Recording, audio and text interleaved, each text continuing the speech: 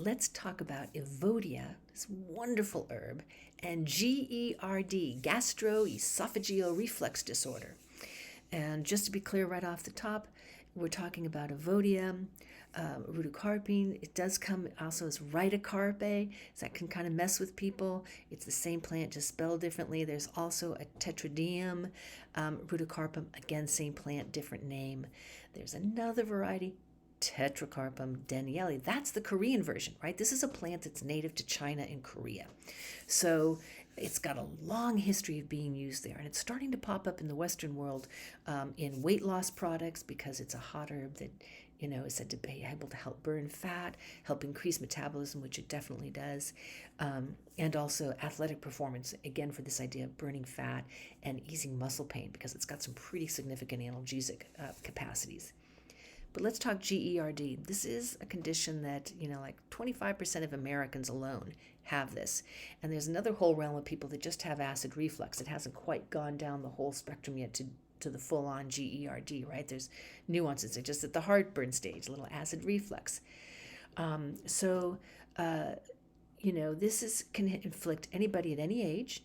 Definitely increases your chance after 40. It is really triggered by stress, fatigue, diet. Did I say stress? Let me say it again. Stress really impacts the gut. And, greasy, sugary, cold foods, right? This is a hot herb, one of the few that is actually classified as hot.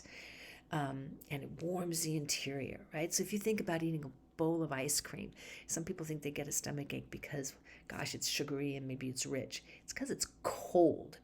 And there are a lot of people that have diets that they're eating too many cold foods.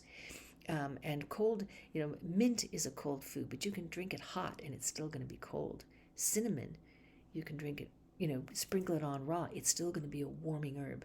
Evodia is a hot herb. And so when you've been having too many salads, for example, which are generally classified as cold foods, not just because they're raw, but because they're not usually containing ingredients that are warming, your digestive system can start to slow down. You touch your belly, and if it's cold, you've got some interior cold, and you probably are having digestive issues, which can impact, an inability to lose weight. It can impact obesity. It can impact heart health. There's a whole school of thought in traditional Chinese medicine, TCM, that talks about how virtually every health condition can be treated from the earth element, your spleen and your stomach, as we say. So this is important. And GERD is a condition that too many people are suffering from, and they're not paying enough attention to it. And there are stages, right? 4 stages, 1, 2, 3, 4. By the time you're at you don't want to be getting all that acid coming up. Really can start to create lesions in your esophagus, and that can lead to cancer. So this is something you really do want to pay attention to. You don't want to just keep popping, Tums. You want to get down to the bottom of it. There's a commonly prescribed drug, omeprazole, for heartburn. It'll help the heartburn, but it won't cure the disease. Evodia will. And it's commonly used in formulas with other herbs to help balance this hot factor. And also it's really bitter, so it's not one you want to take by itself, but it's super effective. It's one of those herbs that's still powerfully around. A lot of the ones that are so effective, they can tend to be a little towards the toxic side because a little goes a long way. This is similar. You don't need a whole lot, just a little bit, because all that heat can start to have its side effects.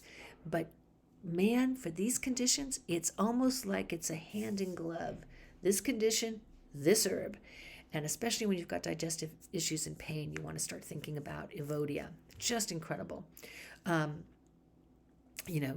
Antacids, baking soda, all of that go with GERD. But now you've got a cure here where you don't just have to be doing one-off, where you can really get in there and warm your interior.